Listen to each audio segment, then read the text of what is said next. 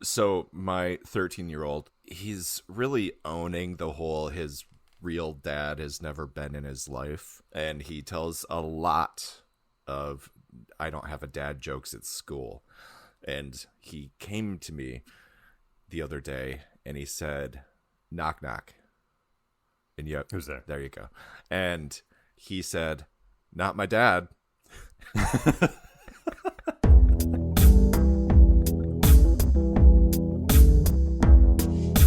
Stranger Things? Have you seen Stranger Things yet? I cried.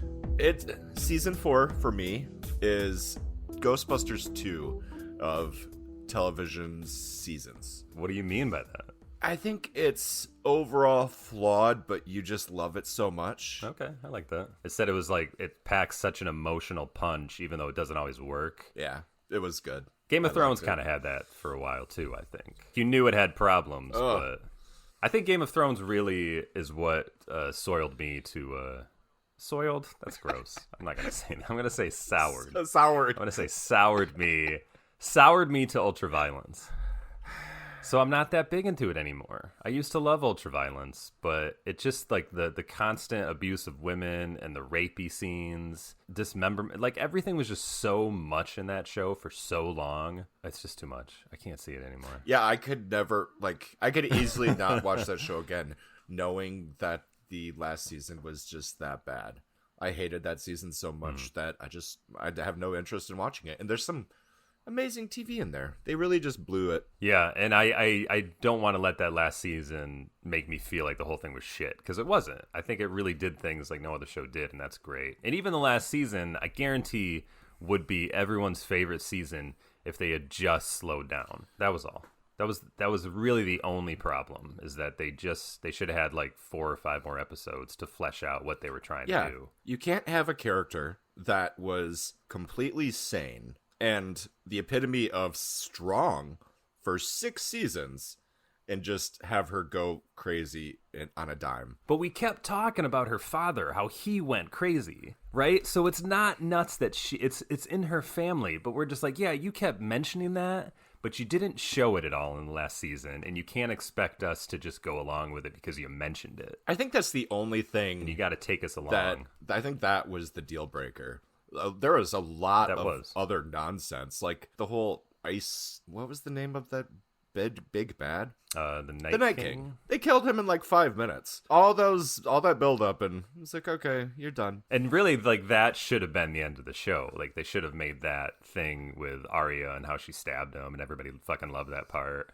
Like, that should have been part of the last episode, I think. But they ended all that big thing that they had been building for 6 years, like halfway through the last season. And then they were like, okay, now we're going to pivot to the fact that she's crazy. Remember how we mentioned she's crazy? Well, she's crazy. And we're just like, you didn't work to this, though. Clearly, the creators got tired of it. So yeah, they blew it. And what have they done since? They got signed on for a lot of stuff. They haven't, I don't know if they've done anything. And if they have, well, it's obviously a huge hit. They were going to do a Star Wars They were going to do a Star Wars. And their next project, if you remember, was going to be, I believe this was them, was going to be another HBO show where it was an alternate history where the South won the Civil War. That's right. And that went straight away.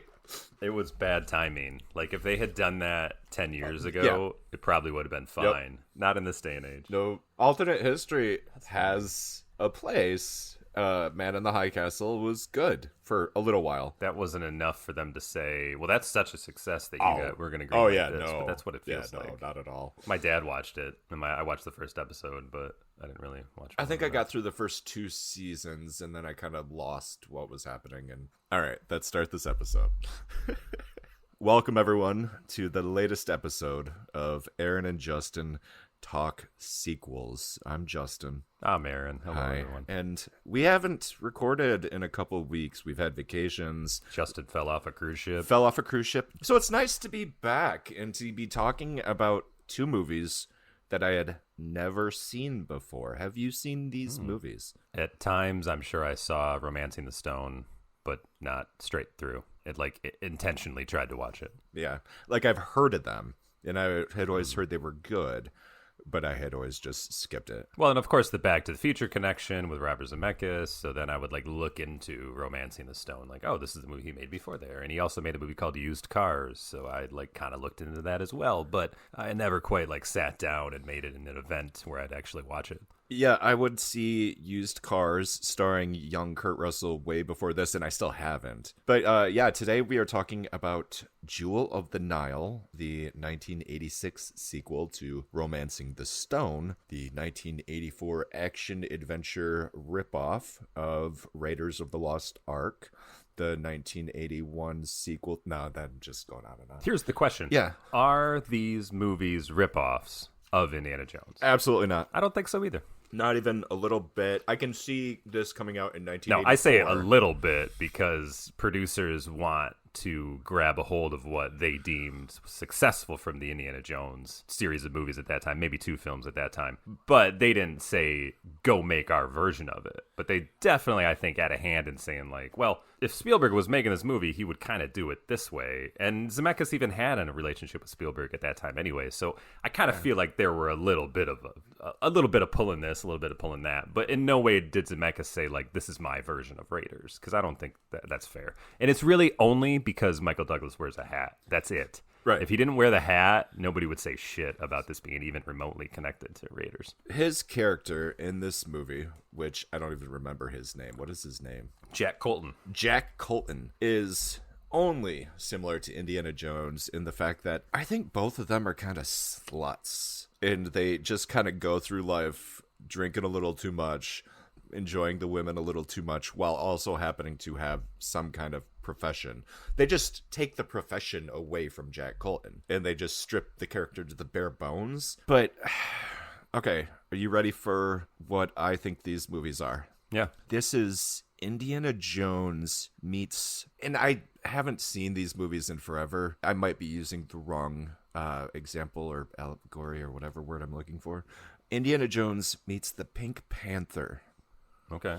Like, is that the right character? Is Pink Panther the one that kind of bumbles his way through a thing where he creates problems and they kind of just solve themselves as the story advances, or other people progress the story while he's creating problems? Well, this clearly, we have to cover Pink Panther at some time in the future, and all the various sequels. There's many of them. Oh my god, there's so many. But from what I understand of having seen the first one, but I don't recall too much of it, but Peter Sellers' character in Pink Panther was, yeah, kind of a bumbly detective, and I can't say for sure, but I think you're right that things kind of progressed on their own, and he was just around to witness events and bumble through them, but things kind of wrapped up in an organic way that he didn't really have a lot to do with. Because Kathleen Turner is the star of these 2 movies. She is the main protagonist.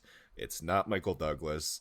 He's a main character, but Joan Wilder, played by Kathleen Turner, is the star. Yeah, I agree with that. As we go through this plot, she makes this mistake and gets sent in this wild direction. And this happens, and they get sent into another wild direction. They're not adventuring as much as stumbling and getting very lucky. I agree. You know, in Indiana Jones, it's they get a clue, and they're like, well, this takes us to this place. We have to go to Egypt now. You know, we have to go here because we have to follow this lead. None of that going on here. They're really just trying to survive and get the hell out of South America. Yeah. With her sister. This movie was written by Diane Thomas, the only script that she had fully produced. Yeah, the only script she wrote that was made into a film during her lifetime. Yes. She was, what was she, a cafe worker? Was she a waitress? One of those classic stories in LA where you just go out there with no friends or family or money, it seems like, and she got a job as a waitress and just kept writing,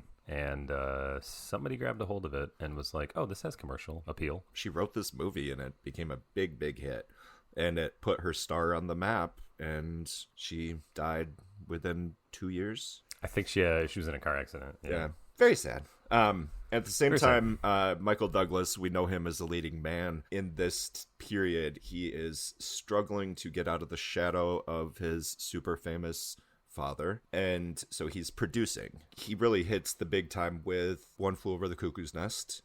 Surprisingly, nobody knows this because he's such a leading man. He's such an A-list actor that he produced like a number of films and still does to this day. So. Yeah, so he gets a hold of this and he produces it, gets Zemeckis in. Was he originally set to star, or did he replace himself later? That I forget.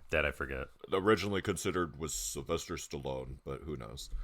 Everything in the 80s is like Sylvester Stallone, Arnold Schwarzenegger. Yeah. There's just that same list of people. And then you try to picture them. Clint Eastwood, and then you picture them all, and he's like, oh my God, what if Arnold Schwarzenegger was Jack Colton? Wouldn't that be funny? Terrible.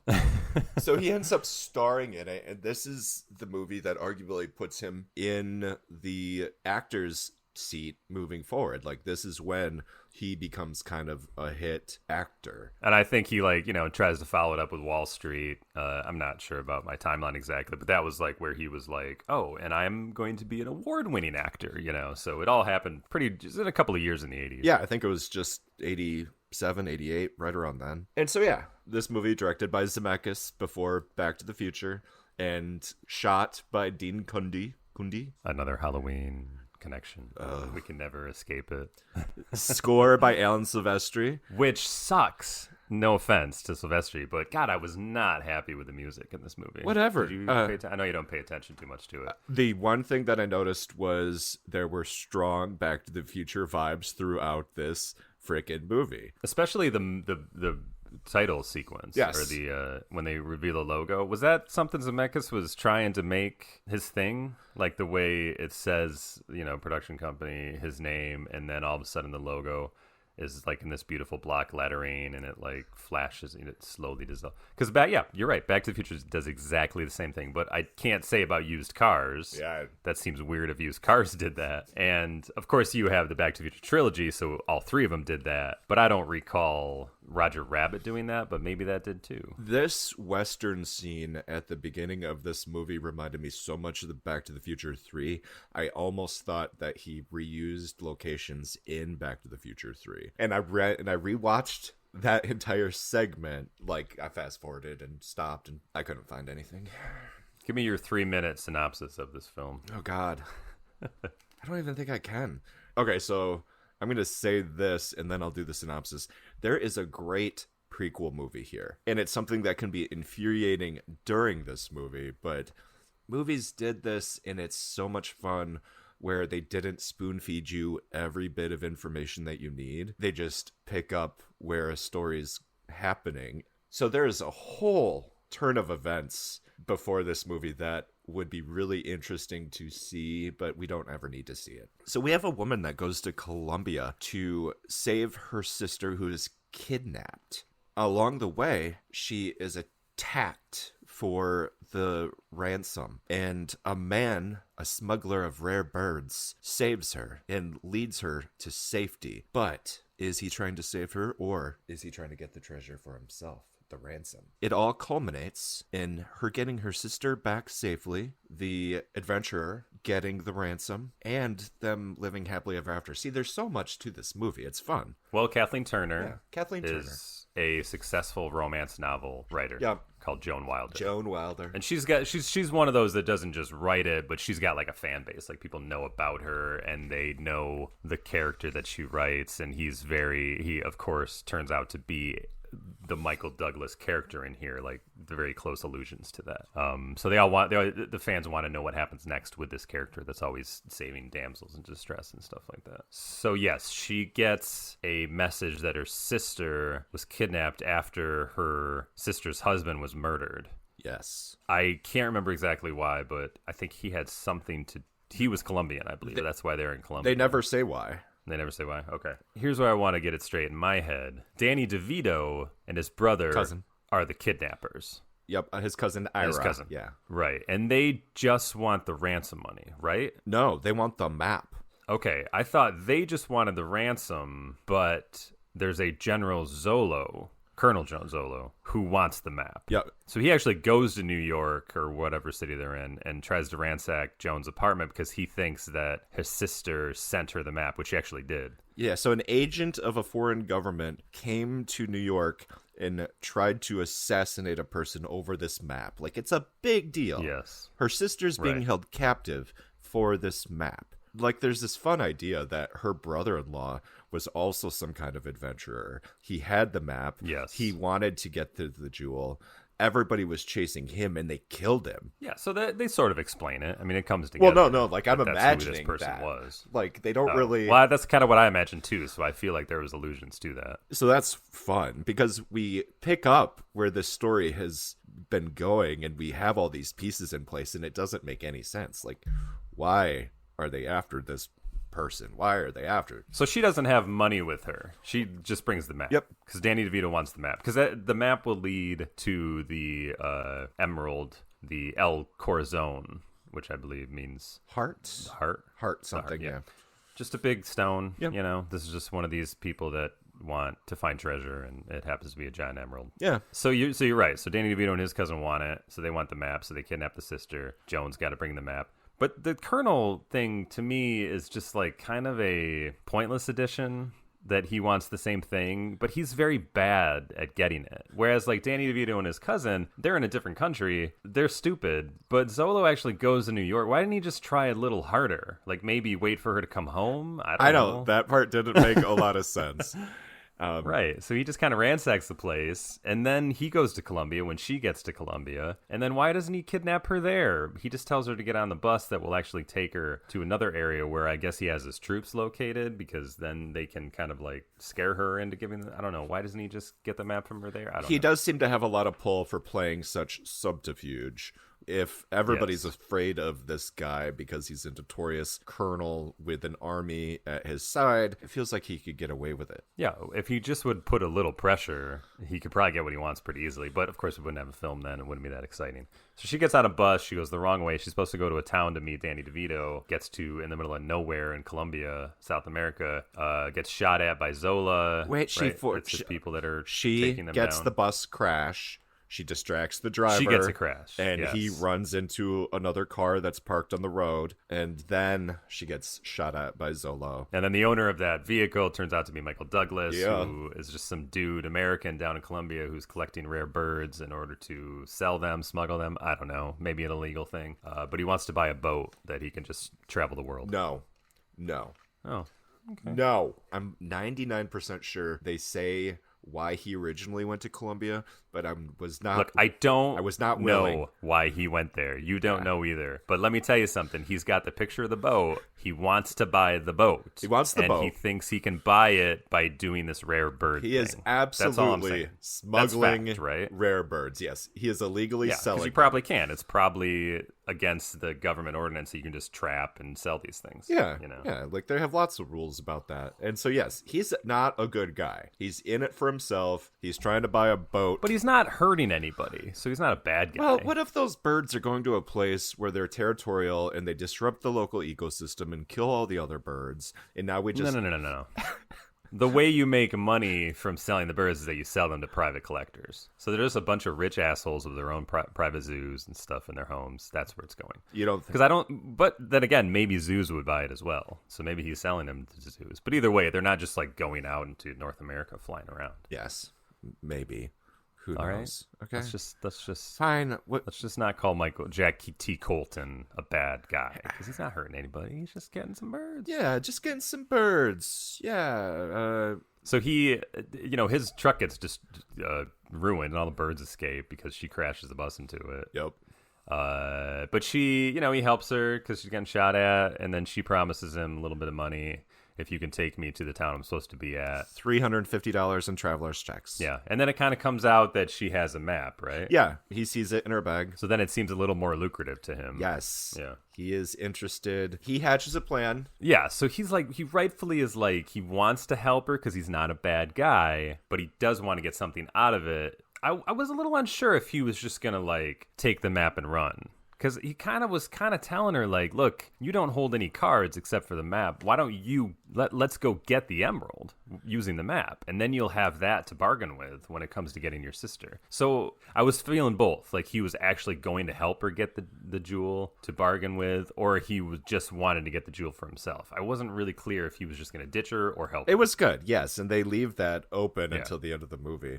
And it's actually a really solid plan. They're there for the map. If they go and get the jewel, they have the jewel and the map. They can give them the map and keep the jewel and get the hell out of there. Yeah. Exactly. I thought it was pretty brilliant. Yeah. And you're dealing with Danny DeVito and his idiot cousin. They're going to fall for it completely. Yeah. Now, the thing about DeVito, he may be more...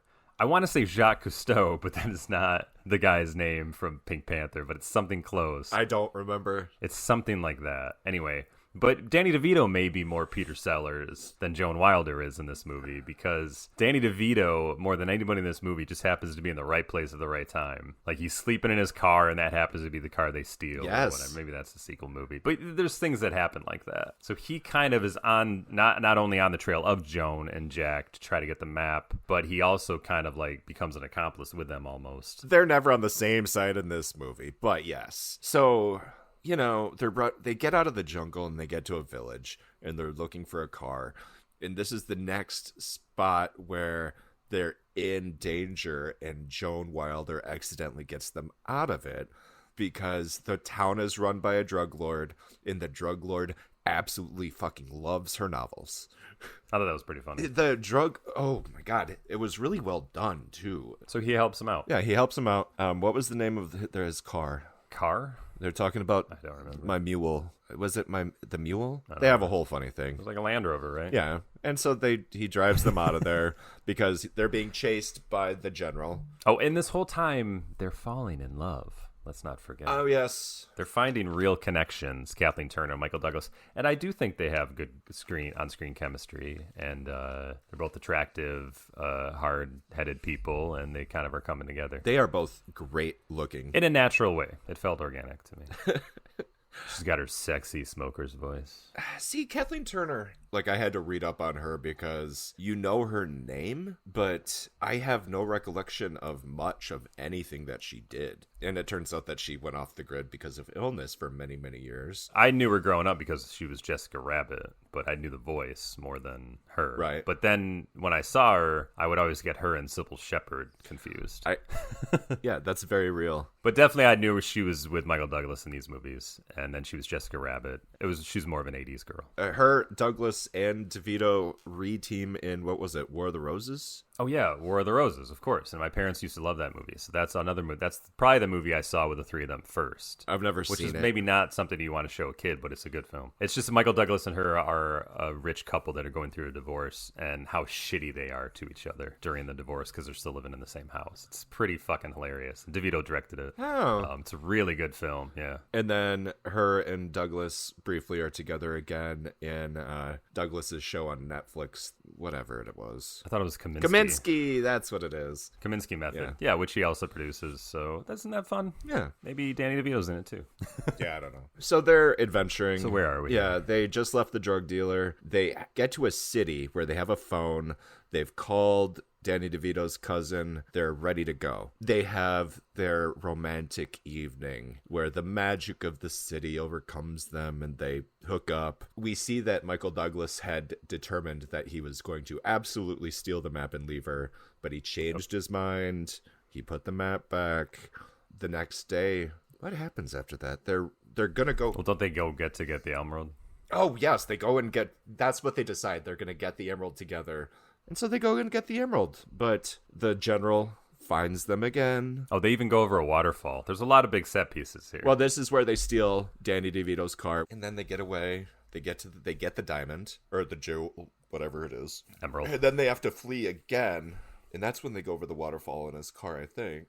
Something like that, yeah. And then they end up on different sides of the river and they can't get to each other, and she's mad because she thinks that he did it on purpose to double cross her. He's like, no, go to the city, get your sister, I'll meet you there. Yeah, because she has the map, he has the emerald. Yep. So she's not sure if he'll meet him there or not. As the audience, you really don't know what he's gonna do. And so we get there, they have this meeting with Ira or whatever his name is. It's Ira. So they go, DeVito's there, or DeVito, I don't know. Everybody meets up. Her sister's there, she's there. So they give him the map. Zola crashes the place with Jack. Yep. As a hostage. So then it comes out that they have the emerald already. So then there's like a little shoot 'em up thing, and they all have to like escape. And I was gonna say, like, when I just threw out the fact, they go over a waterfall. Listen, folks, if you haven't seen the movie, all those jungle antics happen in this movie as well. And this is where the movie got kind of dumb, in my opinion, when the crocodile bit the general's or the colonel's hand off. Well, before that, we had to discover where the emerald was. Yes. Which was in Michael Douglas's crotch. You had the classical clink when something hit his crotch. What do they call that? What's the butt of the gun? They call that a thing when you get hit with it, the butt of the gun. Oh, I don't know. Maybe they don't. Maybe I'm making this up. Yeah. So they do that into his crotch, and you get the clink, and then all of a sudden it goes down his leg, and there's the emerald. Classic comedy, or I know what you mean. Yeah. Classic comedy. He tries to throw the jewel, or somebody throws the jewel into the crocodile pit. The general is like, "Ha! I got it!" And he catches it, and then the crocodile eats his hand off. It just wasn't shot well. I guess that's my problem. It could have been edited a little smoother, and it would have been fine, but it just looked kind of dumb. I have a hard time picking up on that stuff, but I'll believe you. Take my word for it. Yeah. So the crocodile eats the emerald. Yeah. And then Jack really wants the emerald. Really so he tries to get it out of the fucking crocodile. He's holding its tail and everything. But then Joan's about to get stabbed. Yes. So he does that whole, like, what do I do? I'm going to lose my fortune. I got to save the girl. Do I really love her, or do I just want the emerald? He lets the crocodile go. He goes and rescues her. But then they say goodbye. They say goodbye. And he jumps into the water to get the crocodile. Yep. And we cut to New York. She's back home. Mm-hmm. Everybody's safe. And she wrote a book based on this adventure, right? In the shortest amount of turnaround time in history, her publisher says. That is just amazing. And it's her best book ever. And she doesn't think she'll ever see him again. When what's parked right outside of her apartment as she's getting home? A big old boat. Sailboat. With the name Angelina. Who is the heroine from her book. Yes. And there's Michael Douglas with some crocodile skin boots. That was a nice touch. It was a nice touch. Yeah. So he wrestled an alligator underwater. Although he says it died somehow, right? Didn't he say that? It had indigestion. Right, because it ate the emerald. So he was able to make boots from it and get the emerald, somehow smuggle it out, sell it, and now he's rich, and he wants to sail the world, and he wants Joan to be with him while he does it. Yep. So they go off into the sunset of New York City, riding the boat on the back of a flatbed truck. The biggest issue with the entire movie is the fact that this sailboat is completely assembled, and if it had actually been driving down that New York City street, would have taken out every street light because it was that tall. Yes. In order to shoot that scene, the city had to be involved and take down every wire. But that's fine.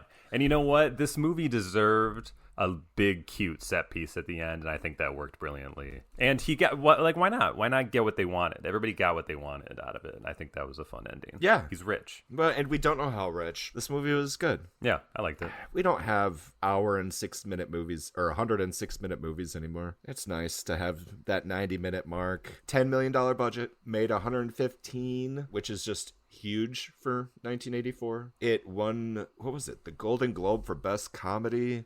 And she won the Golden Globe for Best Comedy Actress. It did great. And the best story from this is that Zemeckis was making the movie, and when the studio saw it before it was released, they fired him because they thought it was going to be a failure. And they took him off the next film he was going to make as well, which was Cocoon, which Ron Howard ended up directing. So I think, honestly, didn't the studio recut it the way they wanted to? So maybe they kind of saved the movie, because maybe it wasn't that great when Zemeckis had his first cut. I'm not really sure how that story goes.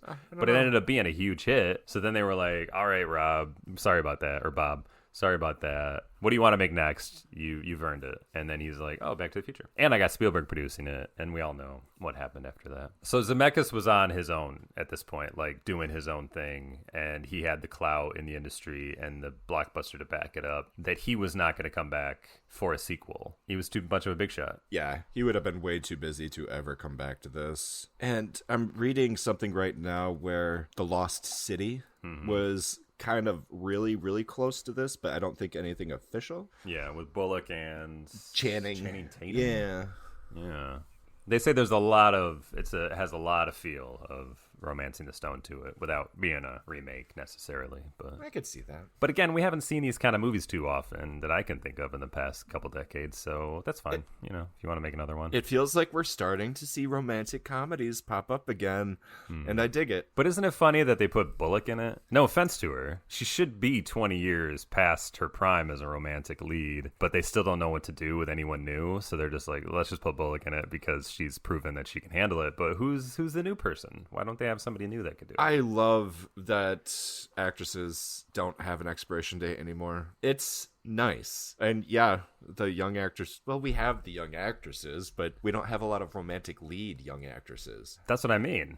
Like, what's up? What's up with that? Are they too weird? I mean, it almost is like that, where they're very character actor like ish, where they have a slot and they stay in it. Like, I am not a Zendaya fan. I find her super boring and unattractive. Not unattractive in general. Just to me, she holds no attractive qualities. I don't care for her emo, Daria-esque attitude in the Spider-Man movies. I thought she was so bland in Dune. I haven't seen that HBO show. She wasn't but it in just feels Dune. like more of this. She was in Dune. She was in the last 5 minutes of Dune. No, she was sprinkled throughout it. Oh, in little memory flashback or memory flashes. Yes, exactly. My girlfriend in just was very so bland pissed kind of ways because she is a Zendaya fan. Really? We watched Dune, But what does she like about and her? she's watched the HBO show, so I think that's because she's not a Marvel girl. I just feel like the HBO show, and again, I haven't seen Yeah. it, but I just assume it's a bunch of whiny millennial bullshit. I'm assuming it's a bunch of whiny millennial bullshit too. WMB. We got a WMB problem in this. Ugh. But no, we got done with Doom, and she was like, "That's it? That's some false fucking advertising." She was in the last 10 minutes. Obviously, she'll be a bigger role in the sequel, and the sequel will be amazing. And That was a boring film to me. I was not impressed. The only thing that was impressive about it is the big widescreen science fiction shots that Denny is so good at, but that don't make a movie. so there's science fiction, and then there's hard science fiction, which that was. Maybe you're just not a hard science fiction guy, because for like science fiction nerds, that was everything they've wanted in their entire lives, and they feel fulfilled. They can die happy now. I get it, but it doesn't make an interesting movie. I loved it. And it was the hard science fiction that made it interesting.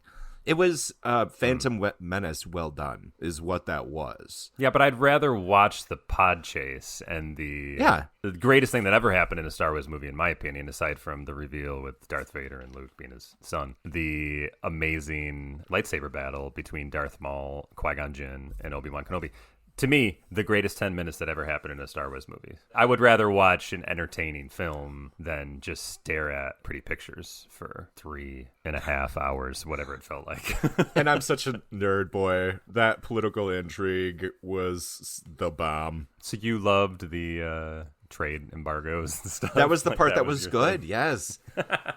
That's the boring part. So they were a noble house that had existed for generations, that I think their roots came from, wasn't it Scotland? I don't know. Don't quote me, Dune people. I've never read the books. Against their will, there is a galactic emperor who decides the most powerful group can't have their power anymore, and he's going to give it to this noble house. That's going to lead to that noble house being destroyed by the powerful house, all because their son is basically Jesus, and they're all being sacrificed so that Jesus doesn't come to power and take over the galaxy, is what I'm guessing. I actually don't know what happens, and that's fun. I think you're pretty close to it, and that makes a really excellent read as far as a book goes and a series of books, and that you really get into it. But it's not entertaining as a visual medium. And you know who tried to make it entertaining as a visual medium? David Lynch. But even that movie was boring. And that's because David Lynch is a fucking psycho. But he tried. I want to like him. He's the one director, creator, whatever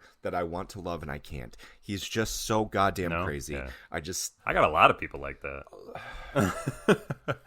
I want to love, but I can't just be that guy that gives a pass to everything they do. Him. I got a lot of people like that. Aronofsky can't do it. Those might be my two big no's. Wes Anderson. How dare you? Quentin Tarantino. How dare you? I know. And these are guys that help shape, what I love about movies as well, but they just seem to live in this world, and there's more, but they just seem to live in this world where they just want to do the same thing over and over and over again. And somehow they get a pass for making it different. But I don't feel like they ever make it different. I feel like they just do the same thing over and over again. And we are fooled into believing it's something new. And maybe take Teague is going to join that list too. That is some okay criticism. I see where you're I just feel like Spielberg has always managed to make movies that were different, and not every time, but he expanded his range and gave us things that are completely different. Scorsese does the same thing. Coppola did the same thing. Like, I just feel like all these guys really went out and give us different kind of movies. Zemeckis. For better or worse. But then we have these guys that are in their zone. This is a me movie. Yeah. That's interesting. Yeah. What do you call them? Like Woody Allen's the same thing. Woody Allen makes the same movie all the fucking time, but he's a comedian. So that's why I always enjoyed his movies, no matter if they were the same thing, because they were always fucking funny. That's why it's a pass for me. Yeah, it's an auteur, exactly. Yeah, they're the definition. Like, Wes Anderson is like the hyper definition. For sure. And then Tarantino's a little farther up, but yeah, he absolutely is. They're in that zone. Yeah. But that's not bad. That doesn't make them bad. They're not bad movies. And I like those people. And you need that in cinema too, I believe. Yeah, that's fine. We'll move on. So the success, obviously, of Romancing the Stone led to a sequel. What was it? 85? I thought this movie was a little later. They got it into production a year later? Yeah, she died pretty quick, Diane Thomas, because she died 6 weeks before this movie came out. This movie, the production wasn't terrible, but a lot of people died? Does that make a production terrible? 2 weeks before filming started, the production designer and the production manager were killed in a plane crash. Diane Thomas died in her car crash 6 weeks before it came out. Douglas and Turner, who were flying one of those executive jet aircraft, whatever the fuck that means, almost got struck when they were landing. Yes. So yeah, this movie maybe had some issues, along with the desert heat. There were up to 3 different scripts, and they had to threaten Kathleen Turner with a lawsuit in order to get her to return. That is what I was most disappointed in reading, is that Michael Douglas really didn't want to do the movie, but he was a producer on the first one, so he knew he had to really get on board and produce the second one. I'm like, you didn't want to do it? I thought you guys had a great time. So apparently they didn't, and Kathleen Turner thought the script was garbage. Yeah. She just didn't want to do it. So it got rewritten to try to satisfy her, but they still didn't. I don't think she really ever really liked it. Yeah, she seemed disappointed the whole time. It was disappointing. It kind of ruined their romance a little bit for me when I read all that. Yeah, I did read all this before the movie, so yeah. I think it's funny knowing that is there anything else we should talk about with this other than was shot by Jan de Bont? That's the thing, yeah. We had just covered Speed and Speed 2, Cruise Control. The movie that... Cruise Control? I always want to call it Collision Course.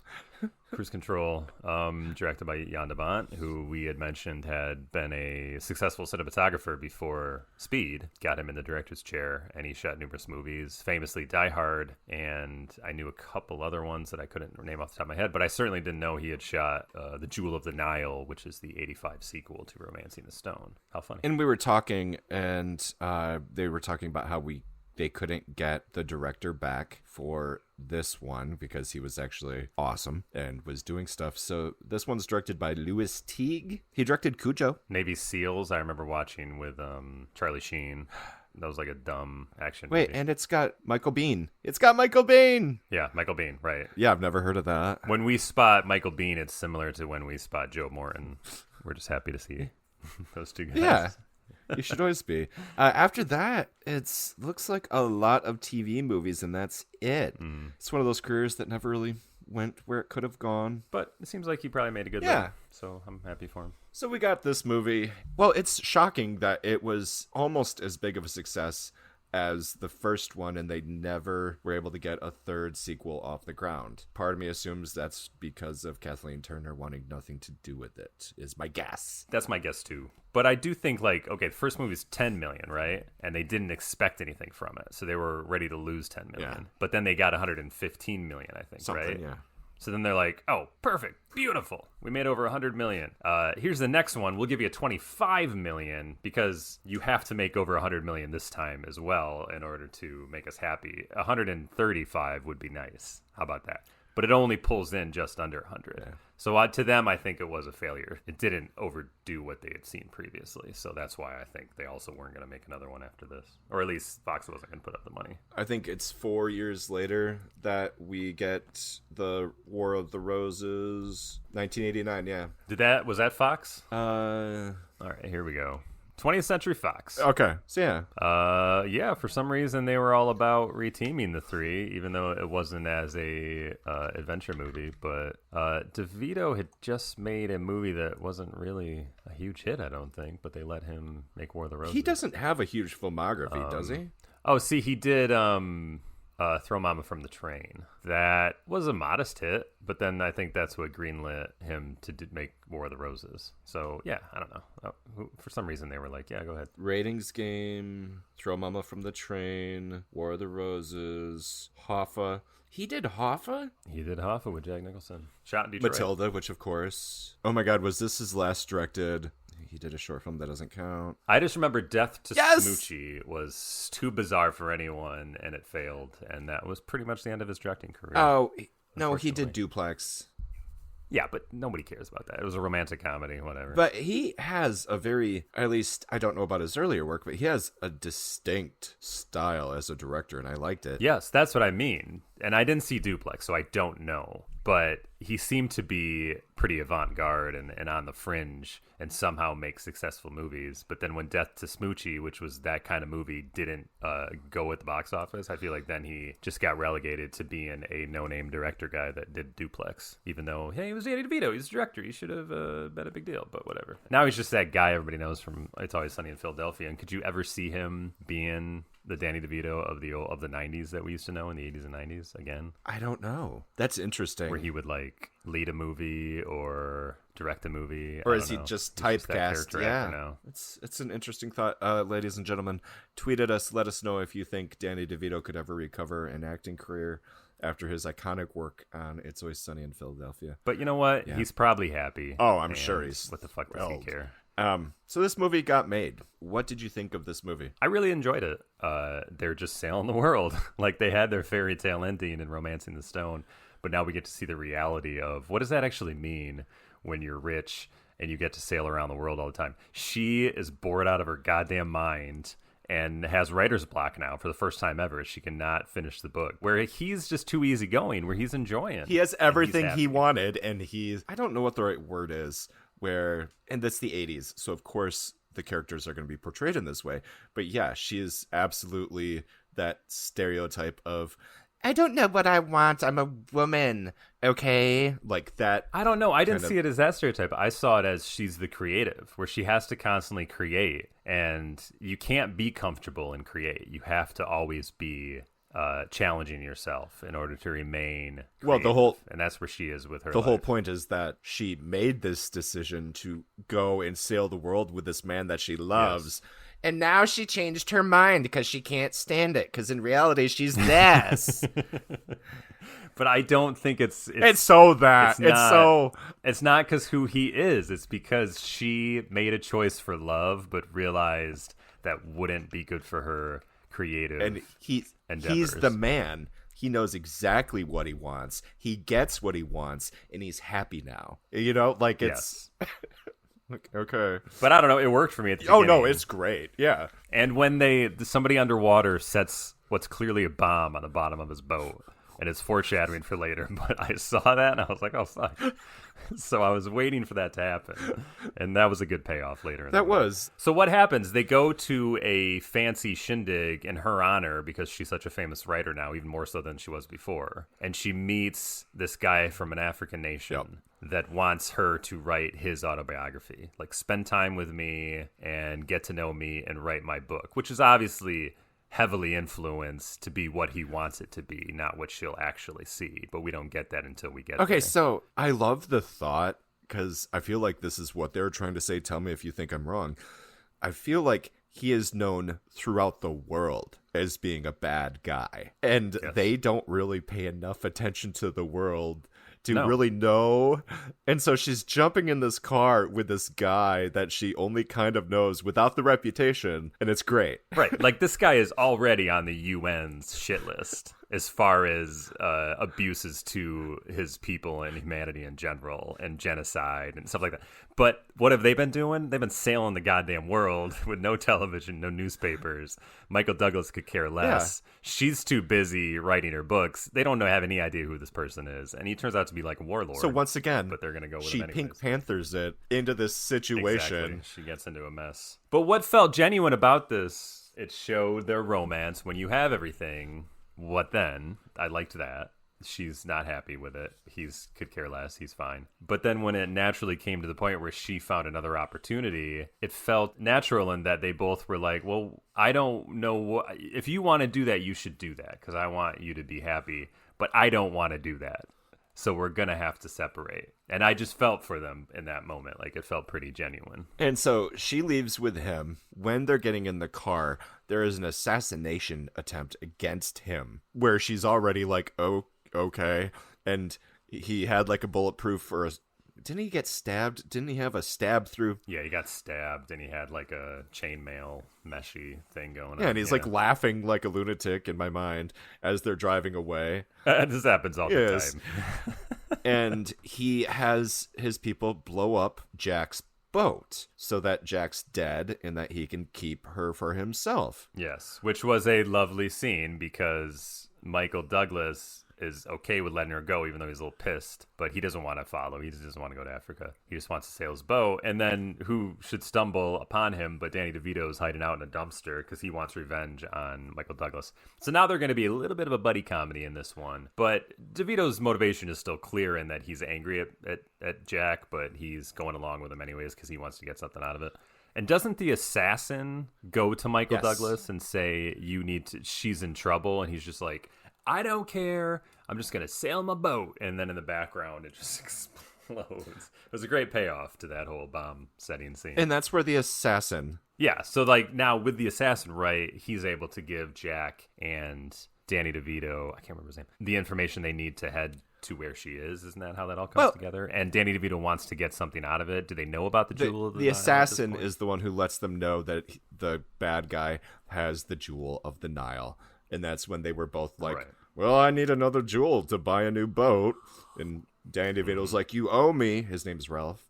And Ralph, yes. So they agree to go on this adventure to get the jewel and also maybe save the girl. Focus 1 jewel, focus 2 girl. And then we get to see those focuses change again, which they did successfully in the first movie, but I don't think they pulled it off quite as well here. Yes, I'm a little blurry on a lot of the movie because it did seem to be just be running the paces. There were some fun action scenes, and they kept the comedy going pretty much the whole time, so I liked that. It was quippy. So explain this to me.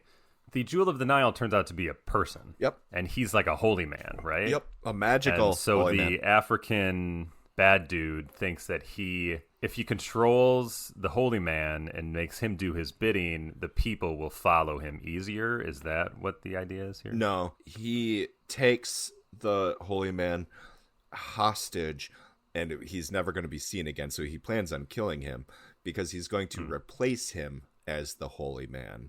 I see. Yes. He sets himself up as the holy man. All of the followers will follow him instead of the real holy man. That's why he's bringing in a production company to put on this big show. The production company was pretty funny. With fake fire that he's going to walk through. Right. He was going to do a little bit of magic stuff that would make him seem Jesus-like. Make him seem like the holy man. Type thing. Yeah. Yes, because the holy man So he would take has over the magic. limit. Who the hell came up with this? This is a bizarre What do you mean? plot. This contrivance.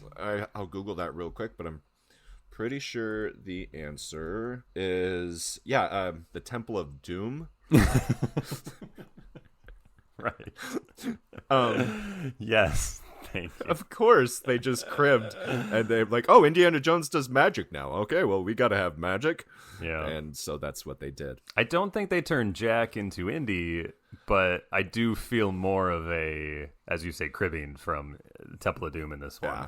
They didn't rely so much on the talents of their director or cast. No, but they were like, we got to kind of copy this in order to make it successful.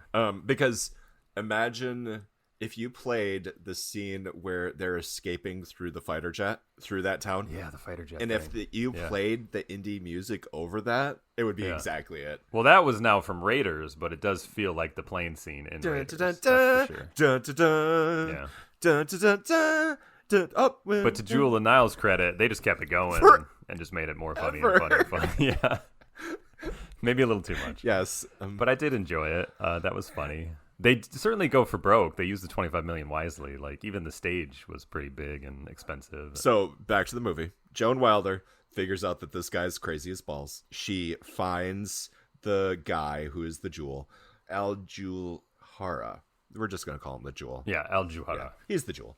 She finds the Jewel. She figures out what's going on, and she decides that she is going to help the Jewel escape and escort him to the city that he needs to go to prevent this crazy as balls guy from taking over. Omar. Yeah. So as she has already broken him out, that's when Michael Douglas shows up and gets into trouble all on his own. And that's when she like jumps off the roof and they meet up and he's like, I'm here to rescue you. Oh, okay. Well, I was already whatever. And yeah, I don't need your help. And they take a fighter plane after some action.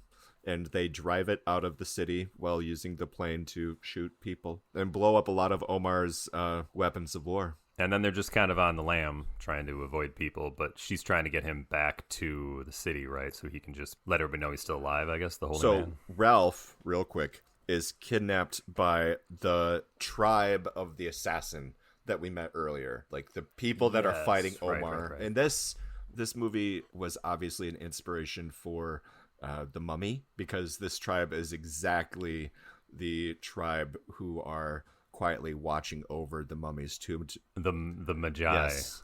We just watched that movie this weekend. Aren't there some clear... I love the Mummy. Yeah. There is, yeah. And they're also, much like the Magi in the Mummy, very bad at their job in protecting this thing for thousands of years or whatever. Yeah. This is the part of the movie that for me is the best. This is where Joan and Jack and the Jewel end up in a native tribe and they hang out and there are a lot of topless women. Thoughts? I've never found tribal women very arousing, but you know. You had to use the word arousing. Can't you just say hot? Arousing. Hot. Well, I don't find them hot either. Not hot, hot. That's like, are you saying you never like found those issues in National Geographic that had the same? My brother-in-law was just talking about the National Geographic ones, and no, it never did it for me. Yeah. Anyway, there's a bunch of hot topless women, and they're in this tribe.